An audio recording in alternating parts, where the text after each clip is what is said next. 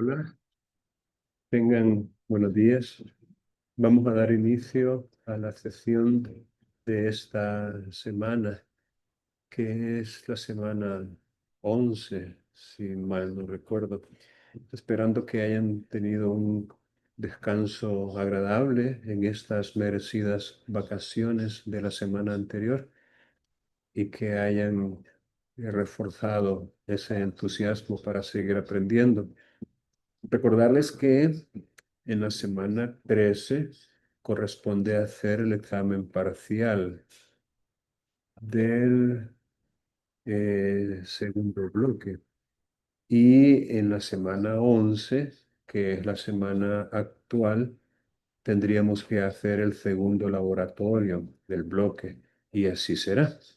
De tal suerte que en la segunda sesión de esta semana, en otras palabras, el día miércoles, en forma presencial, en el salón de clase, vamos a tener el laboratorio 2 del bloque 2 con un porcentaje del 20%, ya que el otro 10% será obtenido con el expediente del proceso de inquilinato que, como ustedes saben, en este ciclo, en esta asignatura, como evidencia de su aprendizaje, ustedes deben tener un portafolio de evidencias. Y dentro de ese portafolio de evidencias, lo que debe haber, lo que debe constar, son cuatro expedientes del proceso ejecutivo, el proceso posesorio, el proceso de inquilinato y el proceso monitorio, que será el último que veremos en el bloque 3.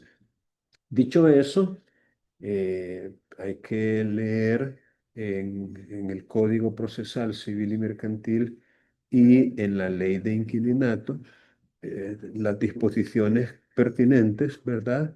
Para poder satisfactoriamente aprobar el laboratorio, que como les repito, se circunscribirá a el proceso de inquilinato.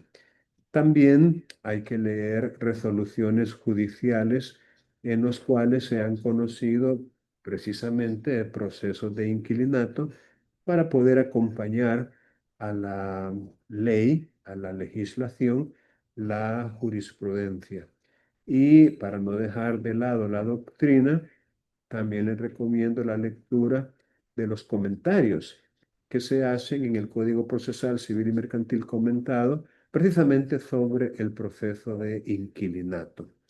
Han de saber ustedes que este proceso, a diferencia del posesorio y del monitorio, podríamos decir que es un poquito más aplicable en la práctica.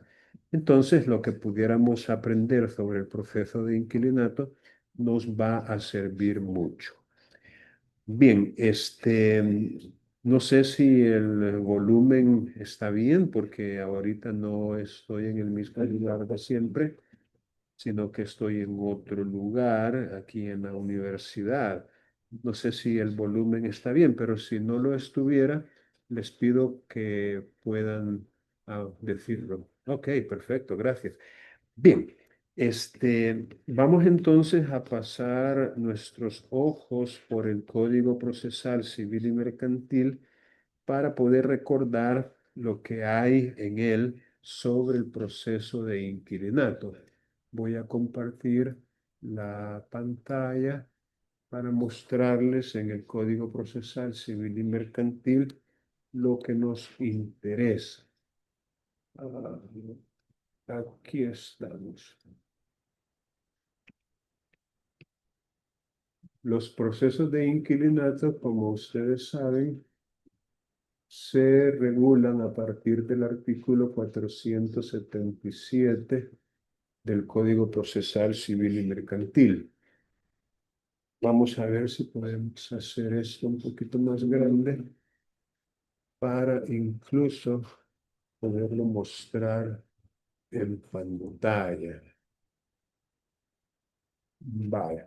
Vamos a ver si podemos ir aprendiendo estas disposiciones legales en relación con la ley de inquilinato, que como les dije en su momento, la ley de inquilinato es la parte sustantiva, la parte material, la parte que contiene las normas que de alguna manera se aplican o se fundamenta en ellas las pretensiones. Es decir, el Código Procesal Civil y Mercantil se limita a la forma de proceder, es decir, a los trámites que hay que seguir, pero las pretensiones y el derecho sustantivo básicamente se fundamentan en la ley de inquilinato y de alguna manera en ciertas disposiciones del Código Civil que también conviene conocer. Bueno, vamos entonces a repasar estos artículos. En el 477, que es el que tengo en pantalla, aparece lo que podemos llamar el ámbito o campo de aplicación de ah, vamos a ver, de este contenido, de este título, los procesos de inquilinato. Ah, Vamos a ver. Dice primero las demandas que con fundamento en la falta de pago de la renta pretendan, esa sería la pretensión, ¿no? La terminación del contrato y la desocupación del inmueble por causa de mora. Vamos a recordar lo que es mora, civilmente hablando. Fíjense que el concepto de mora no equivale al concepto de tardanza o demora, que también le podríamos llamar así. Es decir, la mora es un concepto un poco más completo, un poco más pulido o refinado, en el sentido de que, civilmente hablando, la mora o para que el deudor se entienda constituido en mora, no basta la tardanza o la demora. Es decir, no basta con que no haya cumplido dentro del plazo establecido con su obligación, sino que para constituirlo en mora se requiere lo que se conoce como la interpelación. La interpelación unido a la demora, eso es lo que constituye la mora. No sé si antes habían ustedes oído o escuchado eso, pero es algo que nos conviene conocer. Ah, la demora, repito, o tardanza, unido a la interpelación, es lo que constituyen juntas la mora. Ahora, ¿qué entendemos por interpelación? Es como una especie de noticia que el acreedor le da o le tiene que dar a su deudor de que su tardanza, su demora, su incumplimiento oportuno le está ocasionando perjuicios. Es decir, hay necesidad de una actividad o de una actuación por parte del acreedor, en el sentido de hacerle saber, y a eso se refiere el término interpelar, interpelación, de hacerle saber a su deudor que esa tardanza en que ha incurrido le ocasiona perjuicios. Y ahora bien, hay un aforismo jurídico, no recuerdo exactamente cómo se escribe en latín, pero voy a intentarlo. Voy a intentar. Ups, ¿qué pasó aquí? Ah,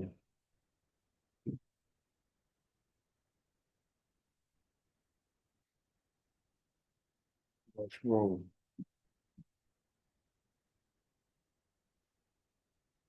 Chispas.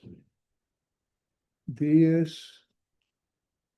interpelan hominis.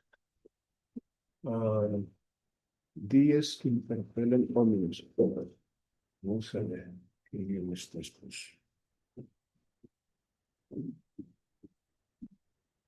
Ok.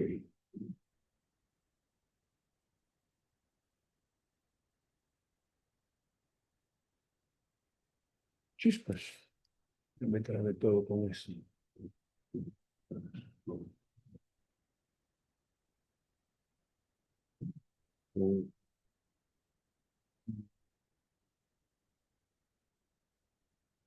Voy a escribir mejor en el chat para que todos lo vean. Dies inter, interpelan hominis.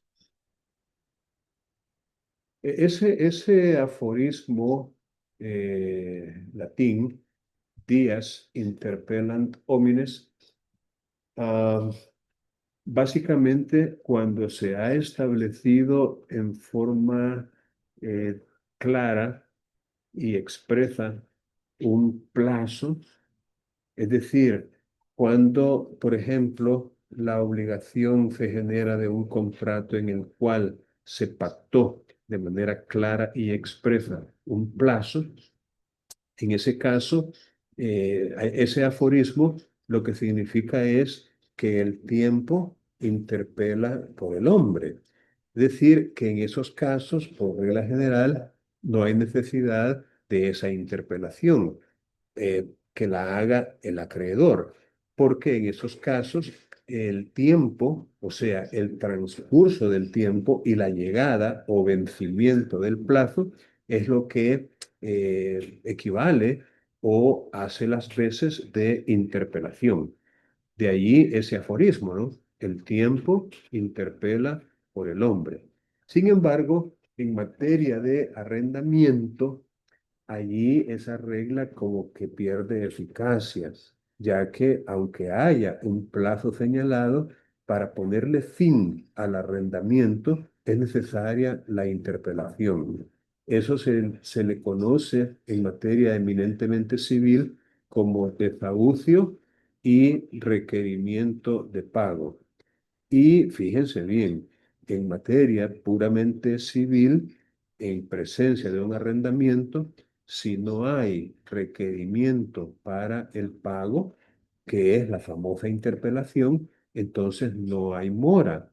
Y al no haber mora, entonces no se puede pedir o demandar la terminación del contrato.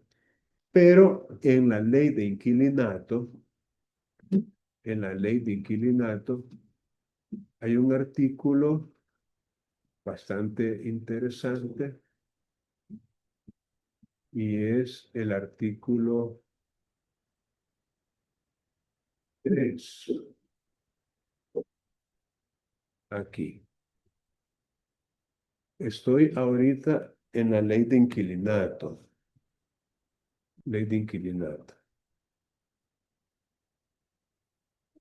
Vamos a ver, para poderlo manejar bien, vamos a ver si podemos ah, desde el principio. Según la ley de inquilinato, se va a aplicar al arrendamiento y subarrendamiento, fíjense bien, de casas y locales que se destinen y nos da 4 destinos. Esto es de la mayor importancia de saberlo, que para que estemos en presencia de un contrato de arrendamiento amparado, digámoslo así, por la ley de inquilinato, no es un contrato de arrendamiento cualquiera, sino que el destino, la finalidad para la cual se ha arrendado esa casa o ese local es determinante. Y esos destinos son para vivienda principalmente. En otras palabras, los contratos de arrendamiento cuyo destino es la vivienda del arrendatario quedan sujetos a la ley de inquilinato. También aquellos contratos de arrendamiento o incluso subarrendamiento de casas y locales que se destinan para instalar en ellos un establecimiento comercial o industrial. Es decir, una venta, un bazar, un almacén o una pequeña fábrica, un taller. Pero aquí viene algo que da risa, cuyo activo no exceda de 15.000 colones. Y digo yo que da risa porque este monto es bastante pequeño, eh, digamos, no está como actualizado, no está adaptado a los tiempos modernos, sino que más bien obedece a la fecha en que esta ley fue promulgada, que por cierto fue hace mucho tiempo. Entonces, ha quedado así 15.000 colones, ¿no? Lo cual no es representativo de un establecimiento comercial o industrial, pero en todo caso, aparte de este monto del activo, dice el artículo que el inquilino debe ser el dueño de ese negocio y también habitar permanentemente en el mismo edificio en piezas que estén a la par y comunicadas con el establecimiento de que se trate. Entonces, para que la ley de inquilinato se pueda aplicar a este otro destino, se tienen que cumplir todos estos requisitos. Que se trate de un establecimiento comercial o industrial cuyo activo no sea mayor de 15.000 colones.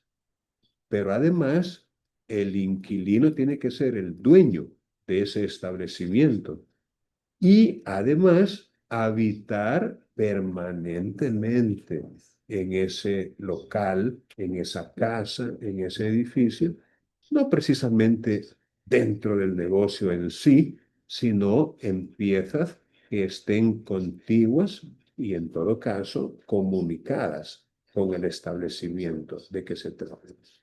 Eh, prácticamente podríamos decir, considerando estos requisitos, que es muy raro encontrarnos con un arrendamiento que pueda cumplir con ellos y que por ende caiga en esta categoría. Pero pues es bueno saberlo, ¿verdad? Está así regulado por si se llegara a presentar un caso así. Luego tenemos el otro campo de aplicación y es el que el local o la casa sirva para un centro educativo que dependa, fíjense bien, Ministerio de Cultura, dice. Este es otro detalle que no ha sido adaptado a los tiempos actuales y hace referencia, obviamente, al Ministerio de Educación, Ciencia y Tecnología, que es el nombre que actualmente tiene lo que en aquella época se llamaba Ministerio de Cultura, o incluso de la Universidad Nacional, en donde, continúa diciendo, se imparta enseñanza sujeta al control o vigilancia de esos organismos o de cualquier otro, siempre y cuando sea estatal, y demás centros de difusión de la cultura e incluso de espectáculos públicos legalmente autorizados.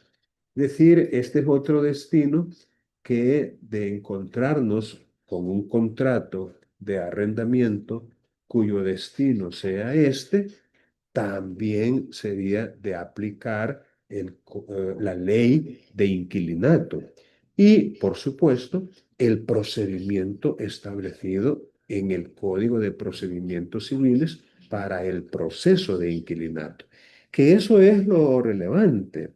O sea, si alguna importancia tiene conocer estos destinos, este ámbito de aplicación de la ley de inquilinato, es ese. Porque, miren, parece mentira, pero hay en la jurisprudencia algunos casos en los cuales por desconocimiento de esta normativa a veces incluso en los propios operadores de justicia, pues eso, bueno, se han dado algunos errores al no darle a una pretensión el trámite que legalmente le corresponde. Y recuerden ustedes que eso podría incluso generar una improponibilidad de una demanda o, en todo caso, un rechazo o una adecuación según corresponda cuando se ha intentado una vía procesal que no es la adecuada. Entonces, es importante, repito, saber esto para tener claridad en el sentido de si se aplica o no el proceso de inquilinato regulado o el proceso declarativo que corresponda según la cuantía o según la materia.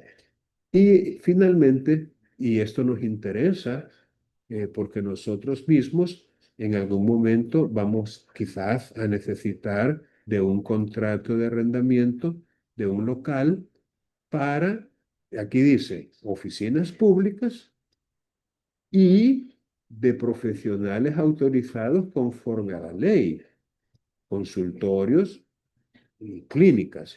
Entonces, en el caso nuestro, por ejemplo, cuando nos autoricemos y decidamos ejercer libremente la profesión, ya sea de abogado o de notario, y tengamos necesidad de un local que se nos alquile o arriende, entonces sepamos desde ya que ese contrato, por caer en el literal D de este artículo 1, quedará sujeto a la ley de inquilinato y por ende en el procedimiento al código, o mejor dicho, al proceso especial de inquilinato, por tratarse de una oficina de un profesional autorizado. Igual el caso de los médicos con sus consultorios y clínicas, los veterinarios, los psicólogos o cualquier otro profesional que necesite pues de un local, de una oficina en la cual atender a las personas. Entonces, estos pues son, según la ley de inquilinato, los destinos. Y fíjense cómo se relaciona con el Código ah, Procesal Civil y Mercantil. Ya habíamos comentado en el artículo 478 del Código Procesal Civil y Mercantil el inciso final, que dice: los procesos regulados en este título son los que se refieren exclusivamente a arrendamientos para vivienda. Entonces, según este artículo 478, inciso final, de los destinos que menciona la ley de inquilinato y que los acabamos de comentar, solamente el primero sería el que quedaría comprendido dentro de el proceso especial de inquilinato, solamente, según el artículo 478 que acabamos de ver, 478. Porque aquí dice los procesos regulados en este título, como que dice, en el título que habla del proceso de inquilinato, son los que se refieren exclusivamente a arrendamientos para vivienda. Y yo creo que les hice yo un comentario de que hay una resolución de la, creo que hay más de una, de la Corte en Pleno. La Corte en Pleno, en lo que para mí no resultaba aceptable, para mí, ¿no? Para mí, ha dicho que no solamente los arrendamientos para vivienda deben quedar comprendidos en este título del proceso de inquilinato, sino que para la Corte Suprema de Justicia en Pleno, cuando resolvieron un conflicto de competencia, dijeron que no. Ese conflicto, si mal no recuerdo, tenía que ver exclusivamente con la oficina de un profesional que entró esa, digamos, esa confusión, que en realidad no era una confusión, porque la ley es bien clara. Cuando dice el 478 que solo para vivienda exclusivamente, entonces yo no creo que haya lugar a dudas de que los otros destinos están excluidos del proceso de inquilinato. Repito, según el artículo 478, inciso final, solamente los arrendamientos cuyo destino es vivienda, del literal A, serían los que se conocerían con base al proceso especial de inquilinato. Y por ende, todos los demás destinos, incluyendo un profesional autorizado, incluyendo un centro educativo, incluyendo un establecimiento comercial o industrial que cumpla con estos requisitos, obviamente no serían bajo las reglas del proceso especial de inquilinato que se tramitarían, sino bajo las reglas del proceso declarativo que corresponda, de acuerdo con la cuantía o si fuera aplicable algún criterio relacionado con la materia, pues entonces según la materia.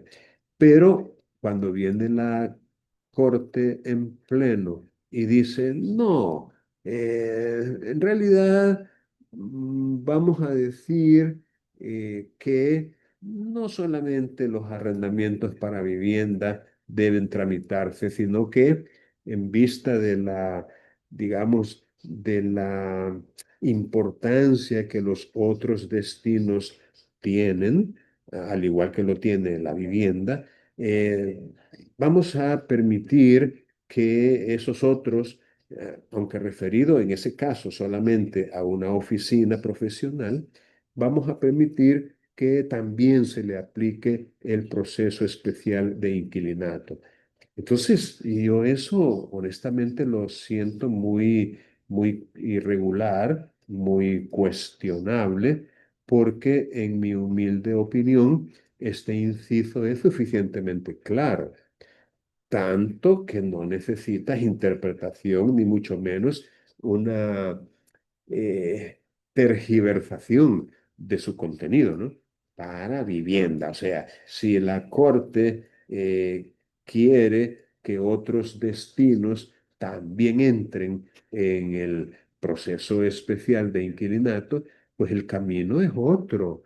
Es decir, ellos tienen iniciativa de ley y si tienen iniciativa de ley, que vayan a la Asamblea con una petición expresa para que se reforme. Eh, Aquí miren, aquí hay una reforma, ¿eh? Entonces, pues que también se reforme este otro inciso para abarcar otros destinos aparte de vivienda para el proceso de inquilinato. Pero para mí, la forma en que lo hicieron no es la correcta. No me parece adecuado que el órgano encargado de aplicar la ley la reforme o la dicte, porque eso no es de su competencia.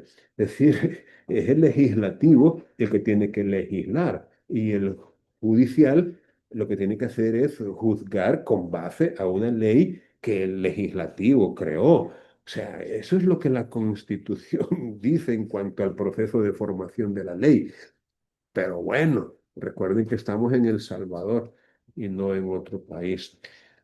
Bueno, vamos a continuar con el análisis de la ley de inquilinato porque me interesa mucho que la conozcamos y como ya se me están durmiendo algunos de ustedes porque han venido muy cansados de esa vacación, vamos a pedir apoyo en la lectura. A ver, Diego, encienda su micrófono, Diego, y ayúdeme a leer el artículo 2, por favor.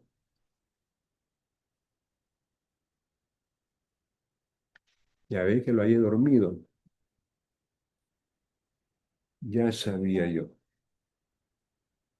Ay, Diego, Se lo Diego. digo yo, Ali. Vaya, está bien eso. Puede hacerlo, por favor. Va. Los derechos concedidos al inquilinato por esta ley Permítame, son permítame, permítame. irrenunciables. En Permítame. consecuencia, no tendrá valor alguno Edson, cualquiera. Edson, disculpe. Comience de nuevo, por favor. Los derechos concedidos al inquilinato por esta ley Al son inquilino, irrenunciables. oiga, oiga, Ah, al del inquilino, inquilino. perdón. Sí, es que tenemos que pasar muy quedito ahí, muy quedito, ok. Sí, son irrenunciables. En consecuencia, no tendrá valor alguno.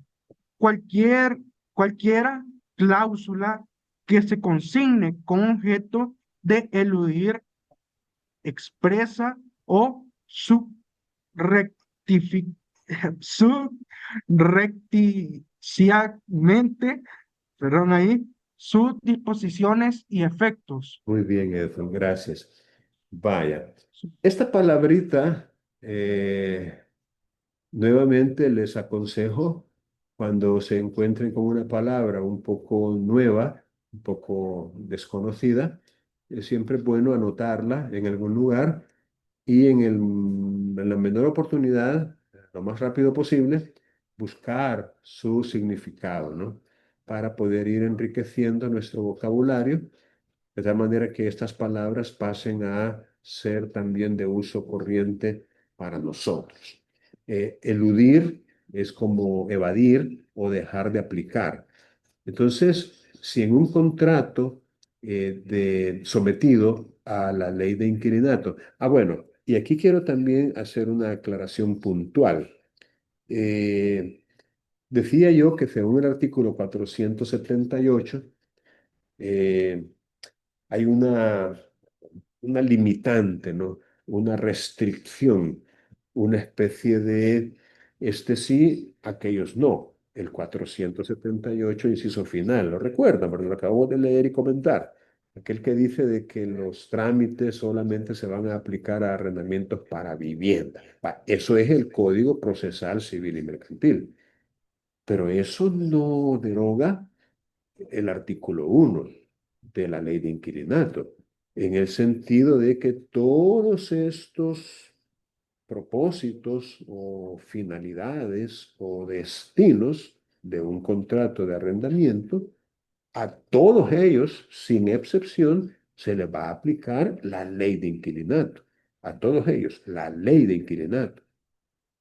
Pero al que sea para vivienda, y, según la Corte, al que sea para una oficina de un profesional,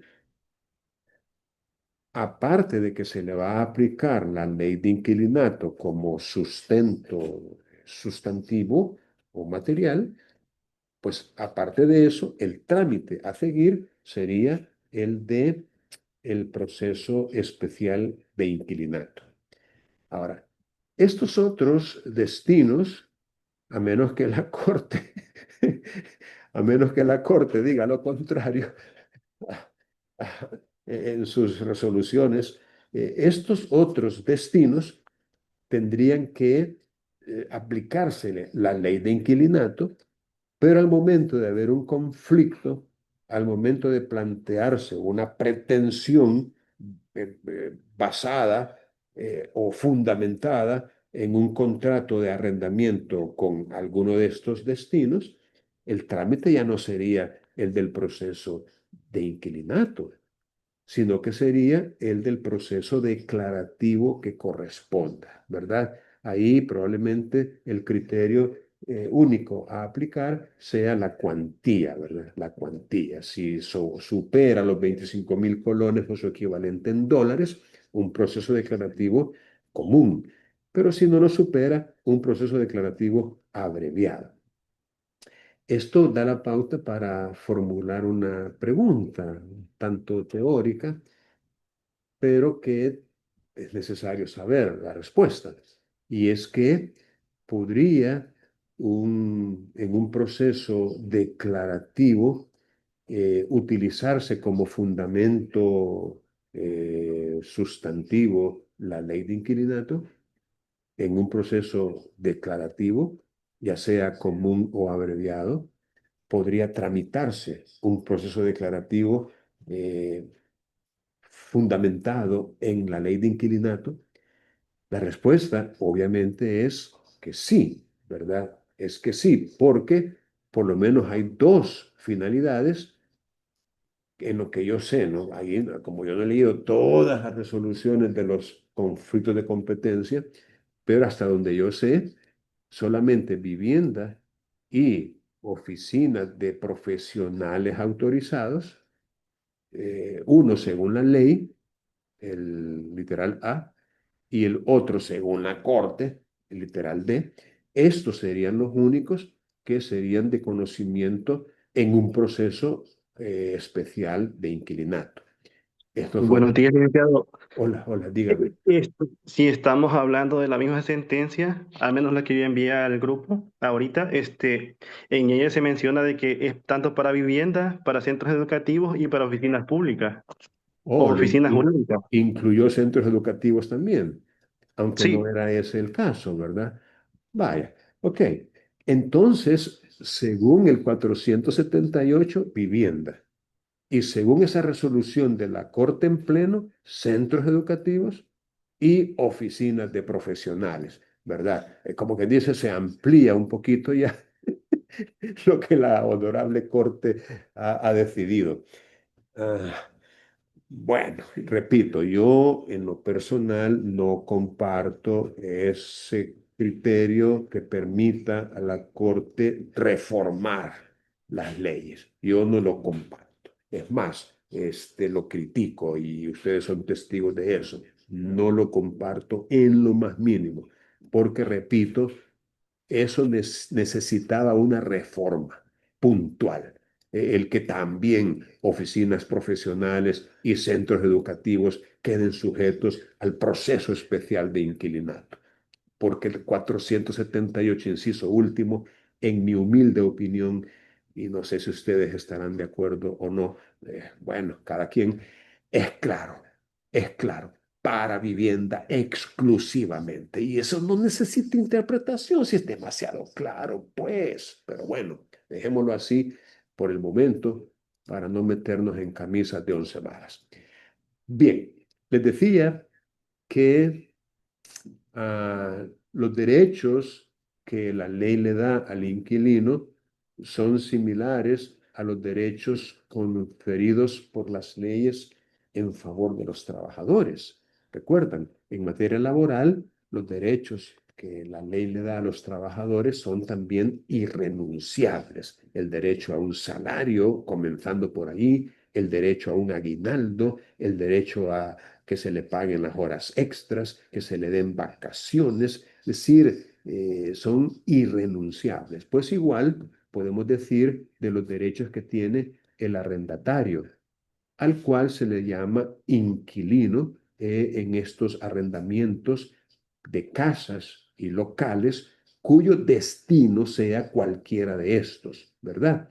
Ah, y si se estableciera en el contrato una cláusula que eluda, ya sea expresa o tácitamente, esos derechos, no tendrá valor alguno.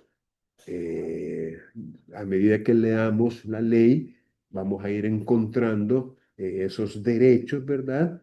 Y vamos a ir analizando, digamos, la posibilidad de que se pudiera tratar de eludir alguno de ellos. Vaya. Ah, dice, en los casos no comprendidos en la presente ley, y que por ende estarían sujetos a las disposiciones comunes, en los casos no comprendidos en la presente ley y que por ende, fíjense bien, esta ley no les sería aplicable, si se demandare por causa de mora en el pago de la renta, la terminación del arriendo y la desocupación de la cosa urbana arrendada, no habrá desahucio ni reconvención de pago. Y los tribunales comunes aplicarán el procedimiento que se establece en la sección segunda del capítulo 5 de esta ley. Vaya, aquí hay mucha tela que cortar. En este artículo 3, repito, hay mucha tela que cortar. Vamos a ver. En los casos no comprendidos en la presente ley, vaya, ¿cuáles son los casos comprendidos en la presente ley? Fácil. Artículo 1. La presente ley se aplicará al arrendamiento y subarrendamiento de casas y locales que se destinen. Y aquí nos da los 4 casos. Ahora bien, el artículo 3 dice en los casos no comprendidos. Y al no estar comprendidos, pues la ley de inquilinato no sería aplicable a ellos, ya que estarían sujetos a las disposiciones del Código Civil. A eso se refiere cuando dice las disposiciones comunes, o sea, lo que dice el Código Civil. En esos casos no comprendidos, si se demanda por causa de mora en el pago de la renta, la terminación del contrato y la desocupación de la cosa urbana, no habrá desahucio. Bueno, vamos a hacer un pequeño paréntesis para irnos al Código Civil y pues aprender a qué se refiere con esta palabra, desahucio. Yo pensaría de que a lo mejor algunos de ustedes no la habían escuchado ni leído esta palabra antes de hoy, desahucio, ni reconvención de pago. O sea, no habrá desahucio ni reconvención de pago.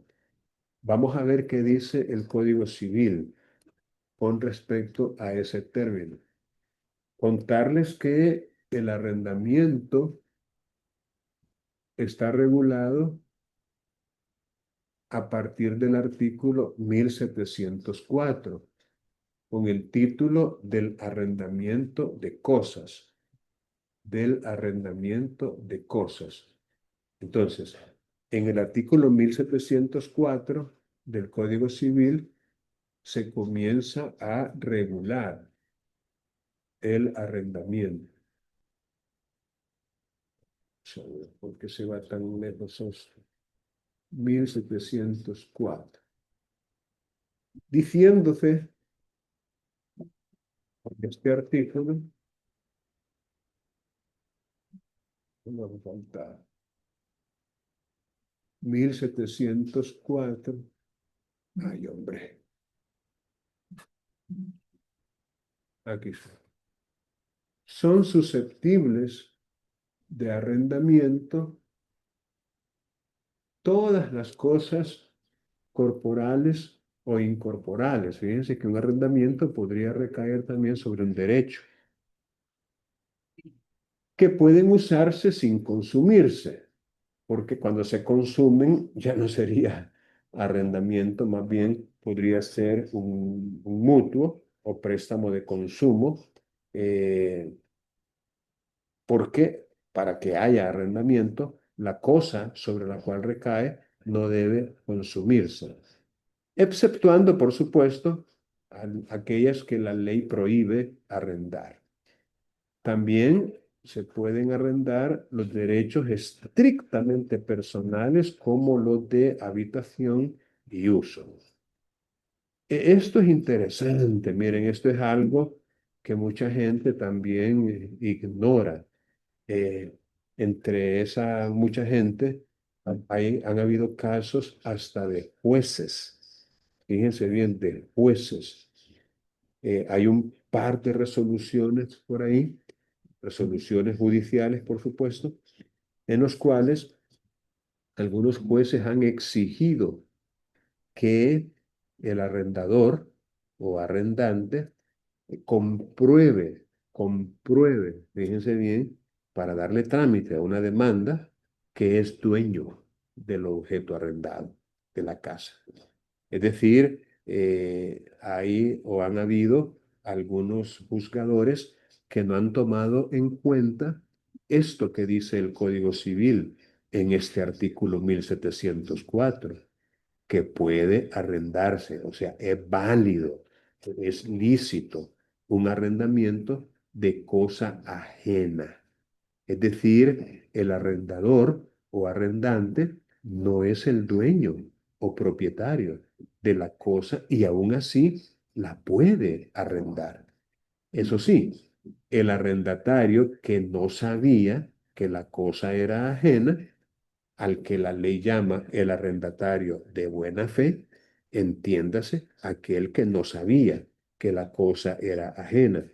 O incluso que sabiéndolo se le hizo creer y de buena fe él así lo creyó, que el verdadero dueño estaba de acuerdo o estaría de acuerdo al darse cuenta.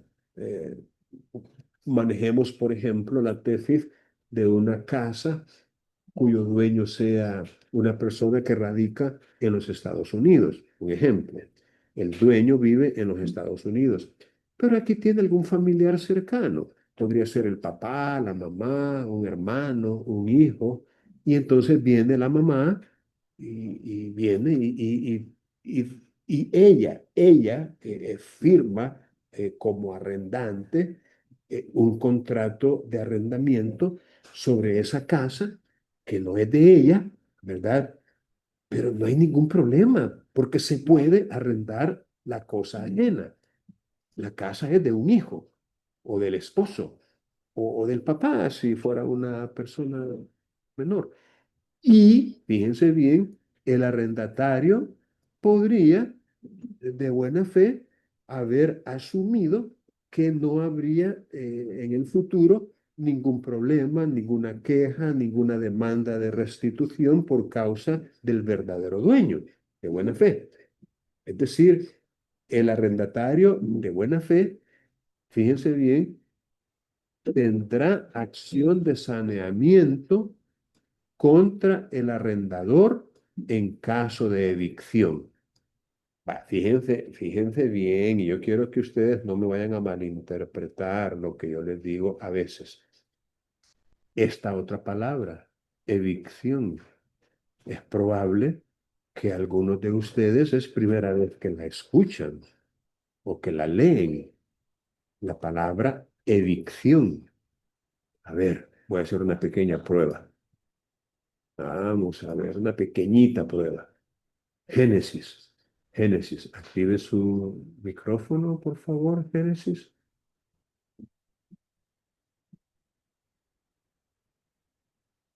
Ya están reprobando la prueba. Buenos días, Liz. Hola, Génesis. Vaya, una preguntita. ¿Qué es evicción? Edicción. Sí, la palabra que tengo ahí en pantalla, evicción. La agarré en curva, Eh, ¿verdad? Vaya, está bien. Ya puede apagar su micrófono. Es lo que les digo. Algunos de ustedes podría ser que no tengan muy claro qué es lo que esa palabra significa, ¿verdad? Entonces, mi consejo para ustedes, mi recomendación es que la escriban y que la busquen, ¿verdad? En un diccionario especializado para que ustedes sepan a qué se refiere. Vaya, dice aquí que se puede arrendar aún la cosa ajena y que el arrendatario de buena fe podrá reclamarle al arrendador cualquier daño o perjuicio que haya recibido por ese arrendamiento de cosa ajena en caso de que por sentencia judicial se le ordene al arrendatario que devuelva ese inmueble, esa casa, ese local. Es decir, se puede arrendar la cosa ajena y si el verdadero dueño de esa cosa arrendada la reclama y logra que judicialmente se le devuelva, ok, el arrendatario de buena fe le reclama al arrendador para que le sanee, es decir, para que le responda. para que le indemnice de cualquier daño e incluso para que se entienda con él la demanda, ¿verdad? Que es el saneamiento de evicción, en el sentido de responder, aún representando o enfrentándose al demandante en el mismo proceso. Bueno, ah, pasemos a lo que veníamos, que era el desahucio. Al escribir desahucio, vamos a ver los matches. Vamos a comenzar en el 1733, aparece la palabra, pero la explicación está más clara en el 1739. Este artículo 1739 habla sobre lo que el desahucio significa. Estoy en el Código Civil, no se van a confundir. En el Código Civil, 1739. Ay, hombre, no sé por qué pierdo el lugar donde estoy. Vamos a ver. 1739. Pues sí. Vaya. Vamos a pedir apoyo otra vez, esta vez a Kenia. A ver, Kenia, ayúdenme a leer.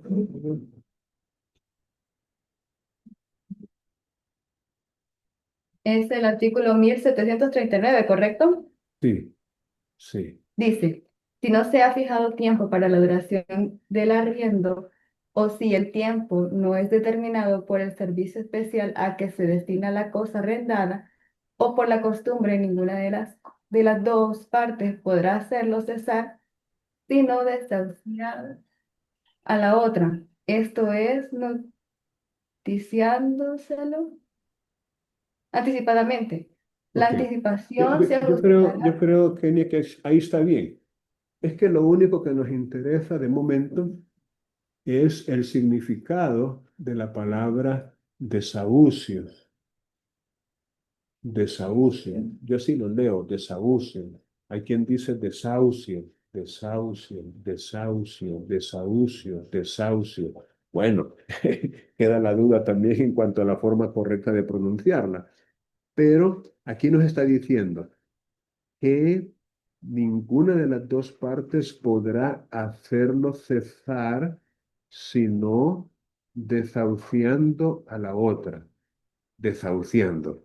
Entonces, cuando uno se pregunta desahuciando, bueno, ¿y eso qué es? Aquí se lo aclara. Esto es, o como quien dice, lo que significa, o en otras palabras, noticiándoselo anticipadamente, noticiándolo, noticiándoselo anticipadamente. En otras palabras, no puede, como quien dice, de romplón así, sorpresivamente, o ya solo porque se le vino una necesidad, llegar donde el arrendatario y decirle, vaya, mira, salud, ya te vas, ya no te quiero aquí, el contrato ya queda terminado.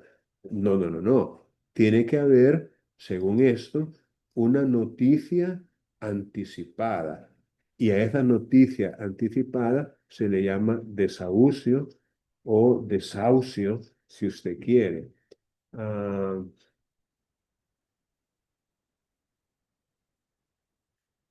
hay otra palabra. Vaya, miren esta otra palabra. Aquiescencia. Vaya, otra palabra que si yo le pregunto a cualquiera de ustedes si sabe lo que significa, a lo mejor no lo sepa. Aquiescencia. Hay que buscarla también, hay que anotarla por ahí y buscarla. Miren aquí otra vez. Beneplácito. Esta sí a lo mejor ya es un poco más común, pero con el beneplácito, otra palabra un poco rara. Vamos a ver. Lo que yo quiero ahorita es utilizar el otro, buscar el otro término, y es la reconvención.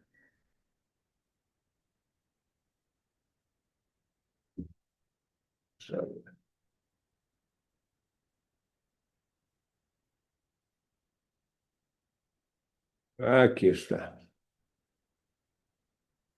El artículo 1765. Este otro artículo, 1765, también requiere ponerle atención.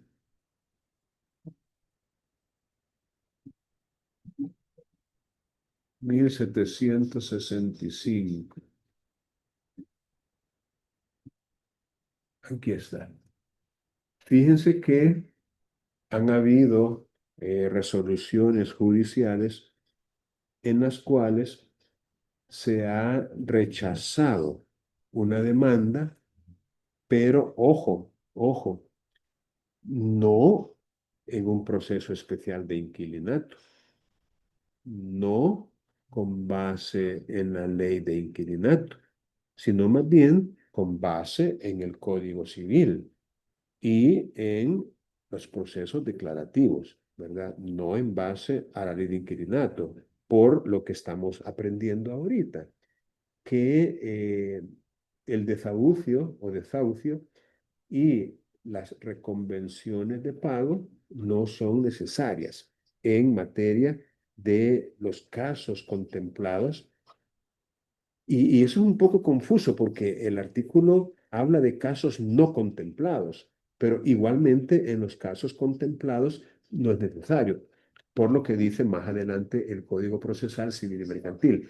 Pero bueno, en un caso, llamémosle civil o puramente civil para distinguirlo del caso de inquilinato, la mora de un periodo entero en el pago de la renta dará derecho al arrendador después, esto es lo que quiero que le pongan mucha atención, después de dos reconvenciones, entre las cuales de por medio haya por lo menos 4 días para hacer cesar inmediatamente el arriendo.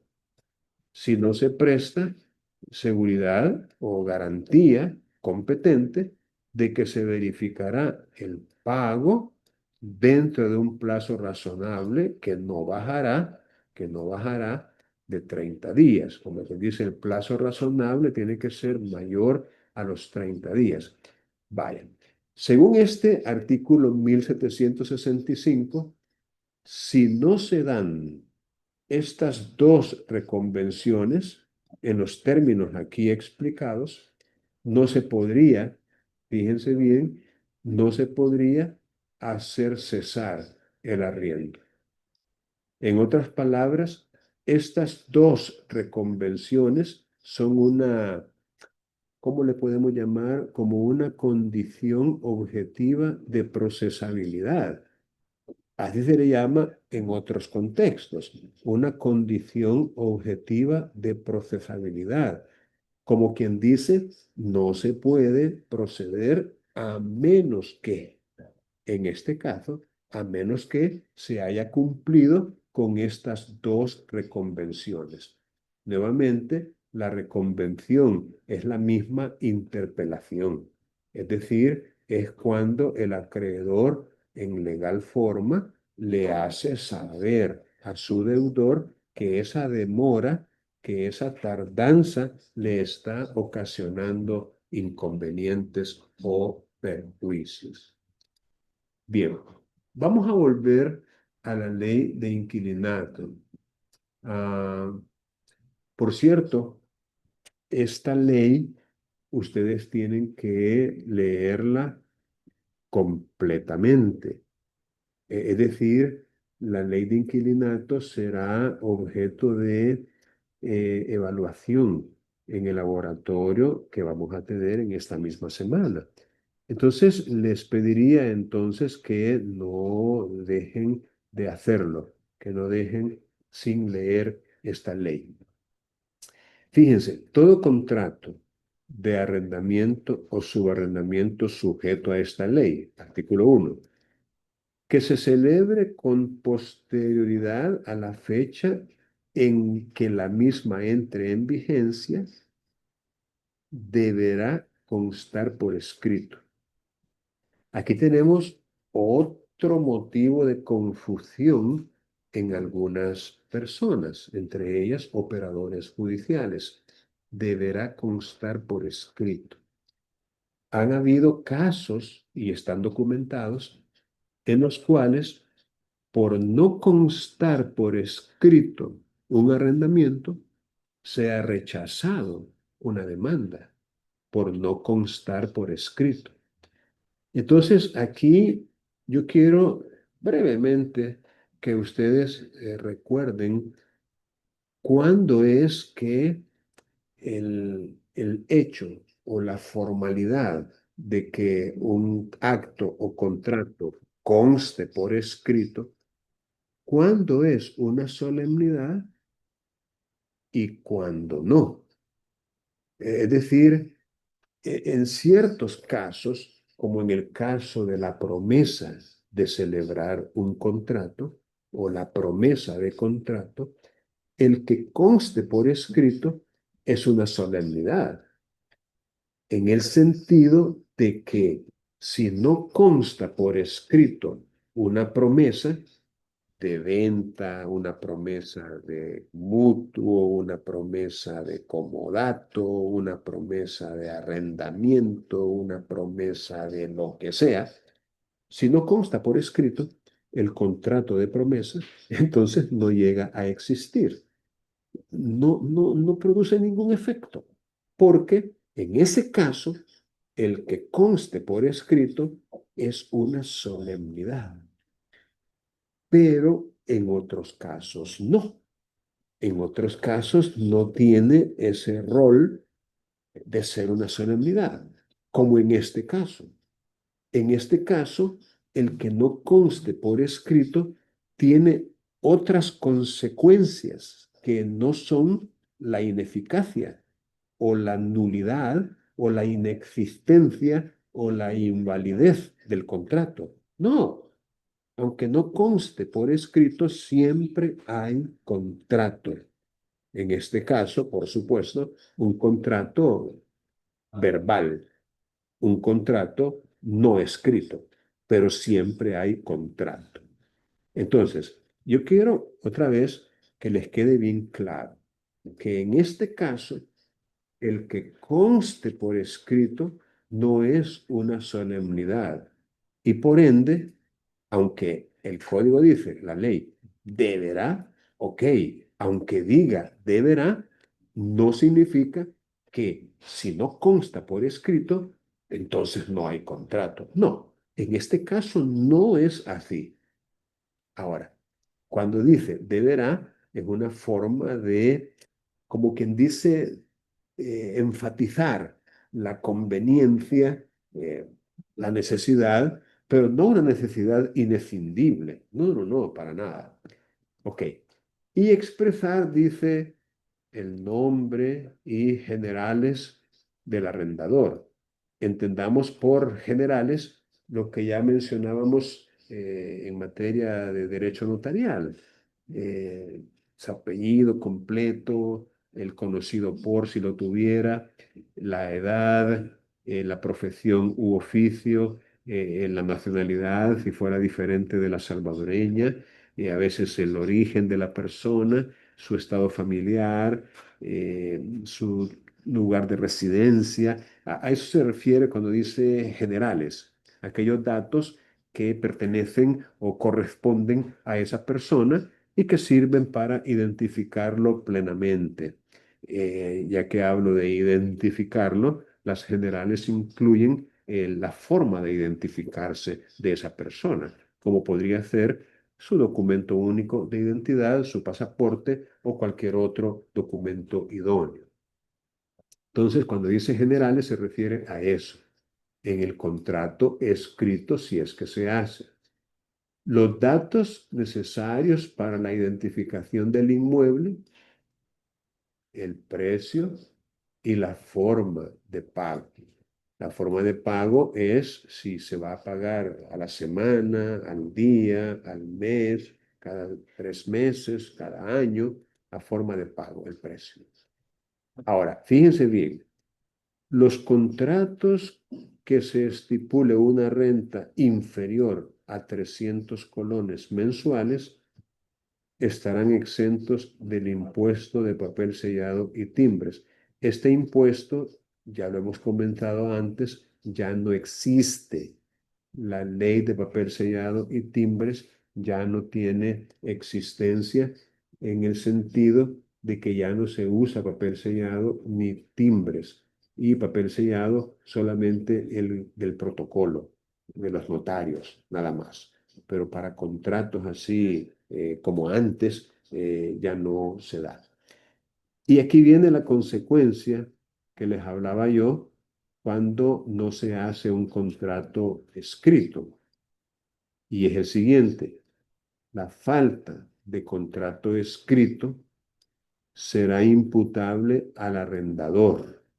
Entendamos por arrendador el arrendante, es decir, en algunos casos el dueño o en otros casos, aunque no sea el dueño, ya que se puede arrendar cosa ajena, pero la persona que entrega la casa o el local a otra, permitiéndole su utilización, su uso, su goce y obtener frutos de esa cosa, ¿no? Ah, entonces, el responsable de que haya contrato escrito para la ley es el arrendador. Y por no haber hecho contrato escrito, incurrirá en una multa. Y esa multa es el 50% del canon mensual.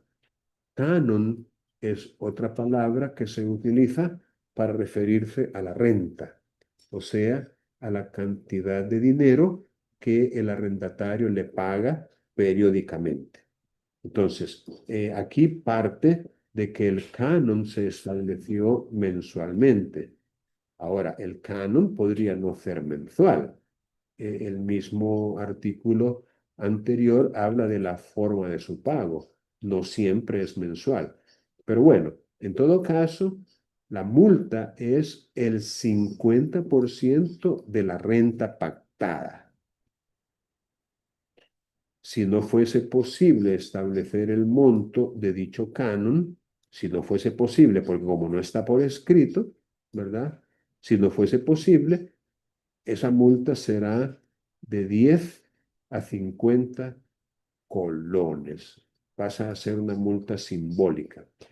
Pero cuando sí es posible establecer el monto, y normalmente se establece en la demanda misma, porque en la demanda el demandante tiene que incluir todos los detalles relacionados con el contrato de arrendamiento que se celebró, ya sea por escrito o verbalmente. Y dentro de esos detalles, pues, indica cuál es el monto que se pagaba. Entonces, si el canon mensual era de $200, la multa sería el 50%, o sea, $100. Si el canon era de $400 mensuales, la multa sería de la mitad, o sea, $200. Fíjense qué interesante lo que dice el artículo 6. El artículo 6 es otro artículo y no tienen idea de cuán desconocido es lo que este artículo dice. No tienen idea, repito, de cuán ignorado es lo que dice este artículo. Vamos a pedirle nuevamente a uno de ustedes, a Jackson. Jackson, ayúdeme a leer, por favor. Sí, ahorita, el 6, ¿verdad? El 6, sí. Bueno, vamos a ver. Permítame que estoy ajustando la pantalla. Bien, se podrá fijar en un contrato de arrendamiento sometido a la presente ley un plazo para su duración, pero ello no tendrá más efecto que el de obligar al inquilino al pago del canon pactado durante todo el plazo, salvo que antes de la llegada de dicho plazo el arrendador estuviere anuente a dar por terminado el contrato. En cuanto al arrendador, la cláusula de fijación del plazo no le dará derecho a exigir la devolución del inmueble, el vencimiento del mismo, pues el inquilino podrá continuar habitándolo en las mismas condiciones que las originalmente estipuladas, siempre que continúe pagando la renta y salvo el caso de terminación del contrato por los motivos que indica el artículo 24. Ok, vamos a llegar hasta ahí para poderlo comentar. Les decía que no tienen idea de cuán desconocido es lo que dice este artículo. Si usted le pregunta a cualquier persona que no haya leído meticulosamente esta norma, ¿qué pasaría? La pregunta, ¿verdad? ¿Qué pasaría si un contrato de inquilinato se hace para un año? ¿Qué pasa cuando ese año vence? Cuando se termina el año de su duración. Entonces cualquiera le diría, ah, bueno, entonces ya el contrato ya termina, ¿verdad? Y las cosas tienen que volver al estado que tenían antes. El inquilino tiene que regresar el local y obviamente dejar de pagar. Este, y si no lo quiere devolver al cabo del año, ah, bueno, entonces lo demanda para que lo devuelva. Y si ha estado pagando puntualmente, pues no importa, el plazo es el que le pone fin al contrato. Eso es lo que le diría cualquiera. Pero eso no es cierto a la luz de lo que dice este artículo. Se podrá fijar, dice, como que dice, si tú quieres fijar un plazo de duración, está bien, está bien. Si tú quieres, hazlo. Se podrá fijar en un contrato un plazo de duración. Como quien dice, se podrá. Si tú quieres ponerle plazo, está bien, ponlo. No tengo ningún problema.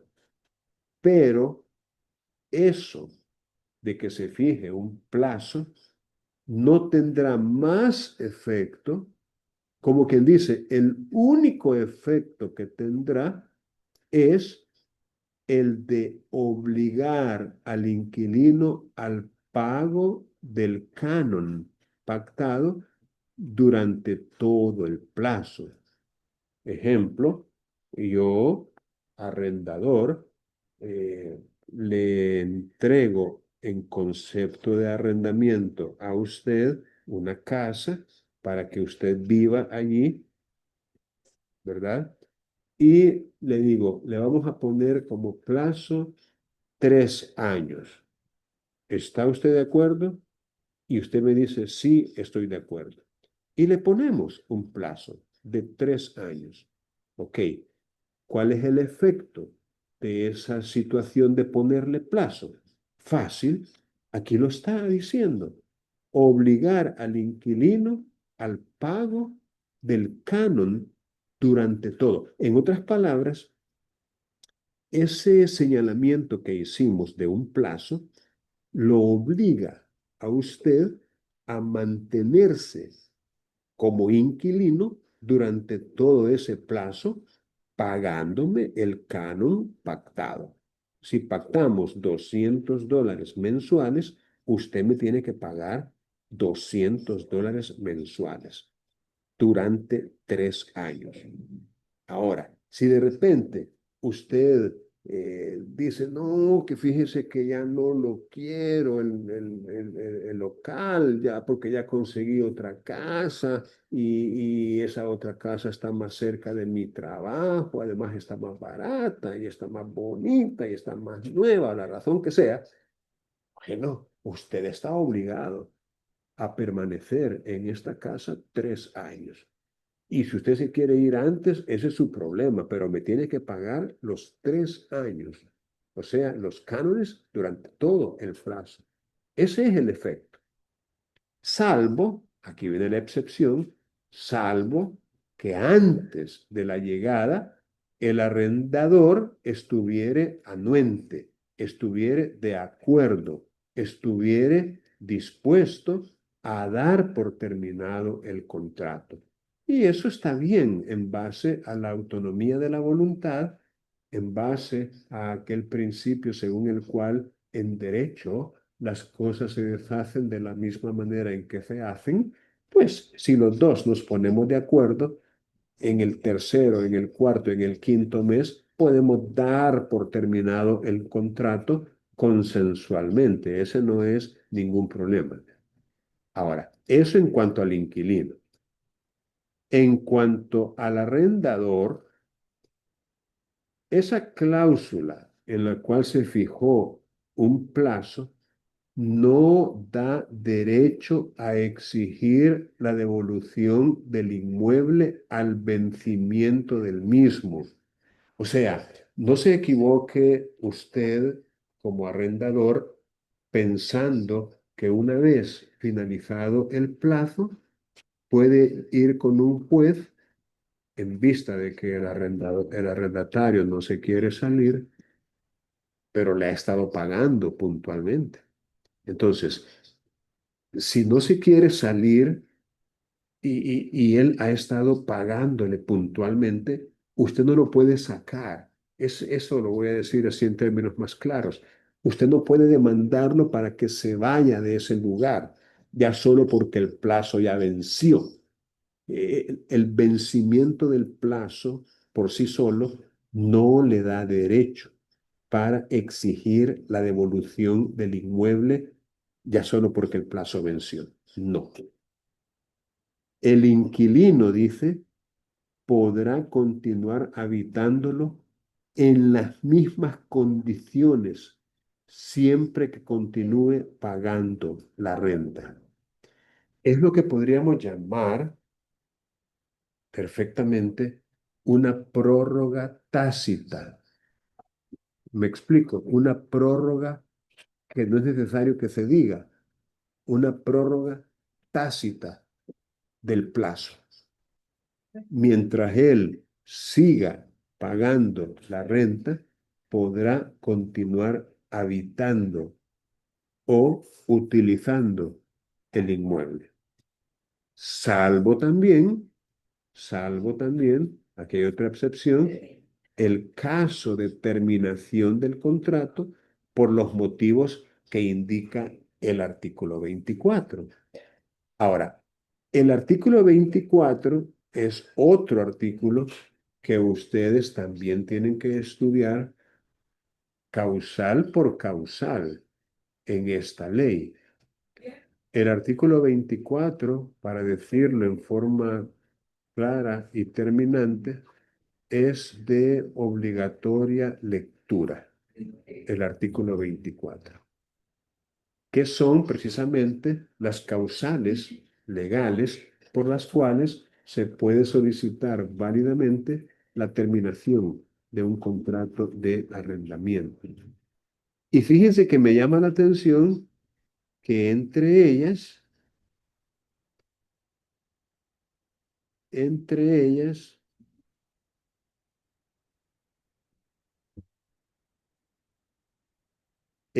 ordinal 16 habla de vencimiento del plazo. Entonces, hay que tomarlo muy en cuenta, ya que estamos hablando de plazo, el número 16, que también menciona el vencimiento del plazo, pero con una condición. Repito, el artículo 24 habla entre las 17 causales que incluye del vencimiento del plazo convenido. Pero ello, en el caso de que el dueño, con motivo de ausentarse del país o de la ciudad donde se encuentra el inmueble, haya dado en arrendamiento la casa que él habita.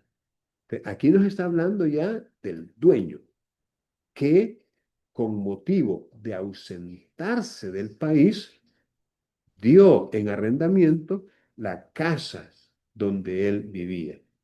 Manejemos un ejemplo muy sencillo. Yo soy dueño de una casa y vivo en ella. Vivo yo en ella. Habito esa casa.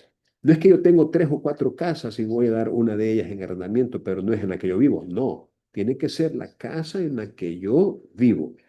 Entonces, como me voy a ir del país por 2 años, por ejemplo, voy a estar fuera 2 años, vengo y se la doy en arrendamiento a una persona por 2 años, que es el tiempo que yo voy a estar ausente.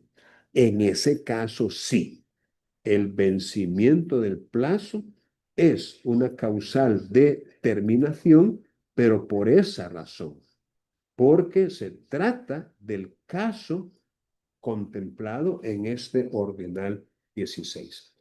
Bueno, vamos a quedarnos acá.